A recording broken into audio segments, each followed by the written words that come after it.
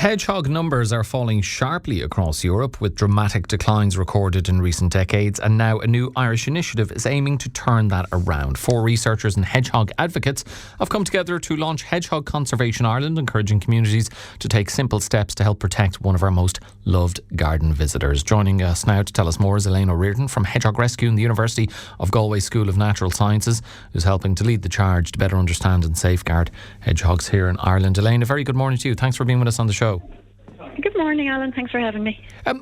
The hedgehog numbers declining dramatically across Europe. How has this arisen, and how long has it been going on for? Well, it's been going on for a few decades, really. But I suppose it wasn't until a couple of years ago when the IUCN, the International Union for the Conservation of Nature, did kind of an assessment of it, and they kind of gathered reports and data from right across Europe and kind of just assimilated it. And what they've kind of come up with is that, over the last 20 years, that we are looking at somewhere of around a 30% decline right across Europe where the hedgehog is found. In some places it's more, in some places it's a bit less. We can only assume it's probably a bit similar in Ireland, but we haven't really got the data here. There hasn't been very much work done on hedgehogs before, so we're kind of at the start of things here, just to monitoring things to see how that's going. Yeah, as you say, in different areas, the numbers are either a bit lower or a bit higher. I know in Britain, numbers have reportedly dropped by up to half in the past 2 decades, which just shows you how serious the situation is. You would imagine we might be in or around that there? I don't know. I think there's a lot of the countryside in Britain it's much more industrialised than it is in most of Ireland, particularly in the western half of the country.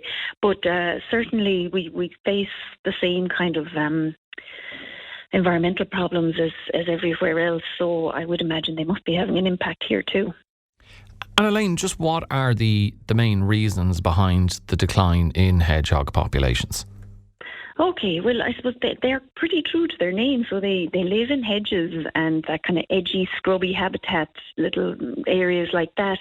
They sleep and they nest in the hedges and the edges of the wood, but then they need kind of nice, wild, grassy areas and stuff to come out and feed, because they eat insects and bugs and grubs.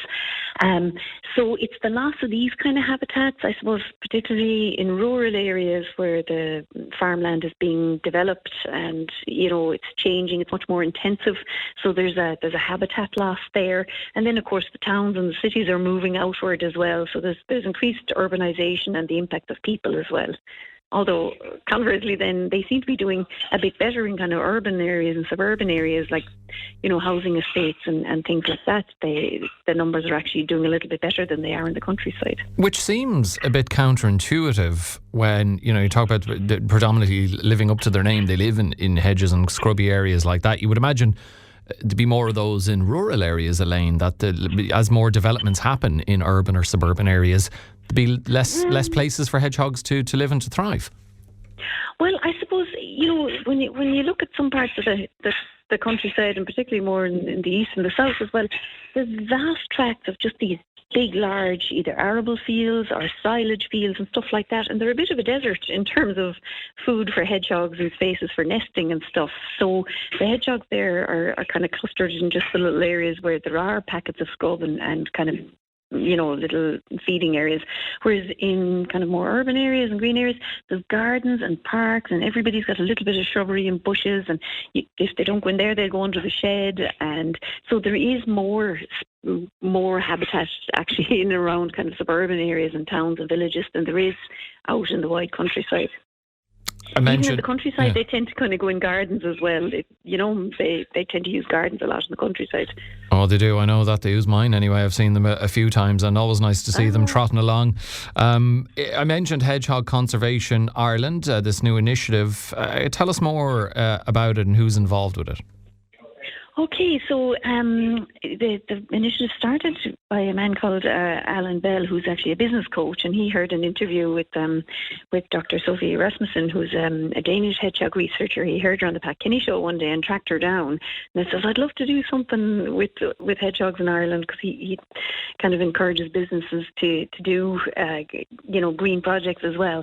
And then she put him in touch with myself and Amy Haig, who has also done work on hedgehogs in Ireland. And between the four of us, we said, well, look, we should do something and try to get some sort of a project together to try and come up with a conservation plan for hedgehogs in Ireland. So that's where we are today. Now we're just launching our little group, Hedgehog Conservation Ireland. We've got people from the Wildlife Rescue, so you have Trust there from the Hogs Prickle in Clare.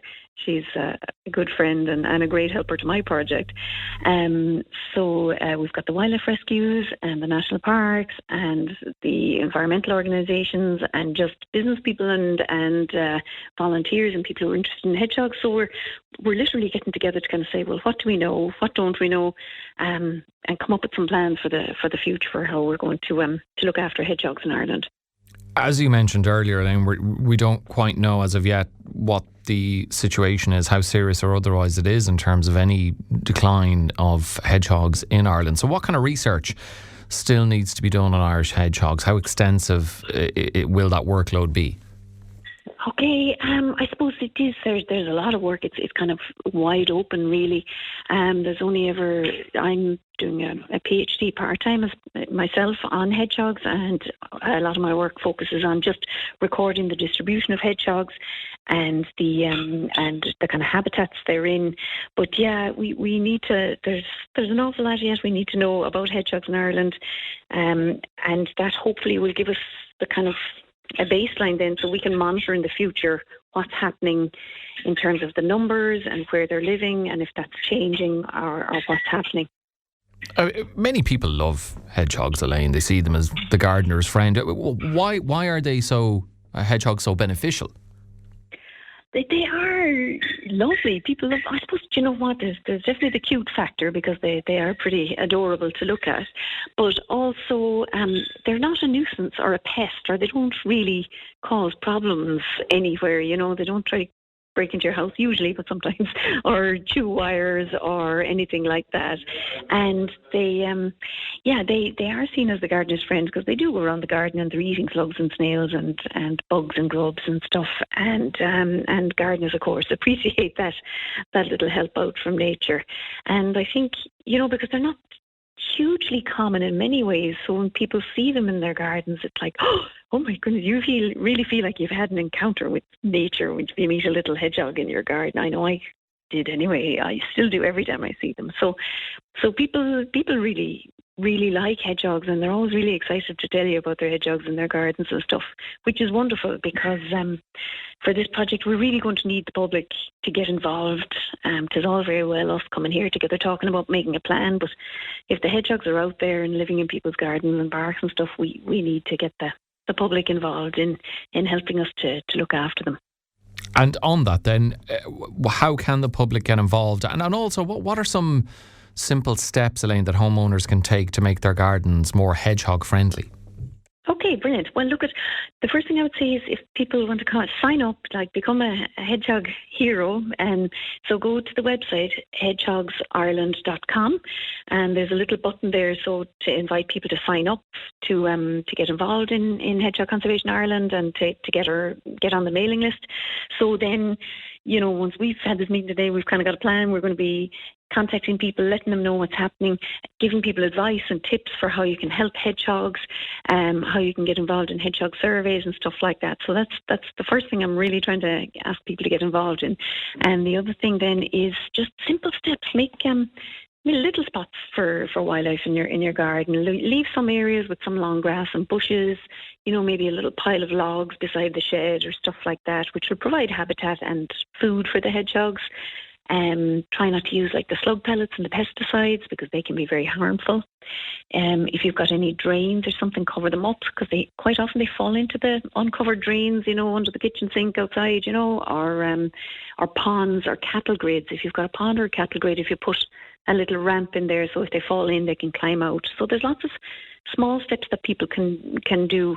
And the other main thing, I suppose, is particularly in more urban areas, is they need to move around. They can wander 1-2 kilometres a night, no problem, looking for food. So they need to be able to get in and out of people's gardens. So if you have little gaps and holes in the walls or the fence or the gates are left open, that's the best way. Let them come in and out of your garden and into your neighbour's garden and all around. Okay, some good tips there. And great to see that Hedgehog Conservation Ireland is looking into this and looking after the gardener's friend, hopefully. Elaine O'Riordan, thank you so much for joining us on the show to chat about that. Thanks for having me, Alan.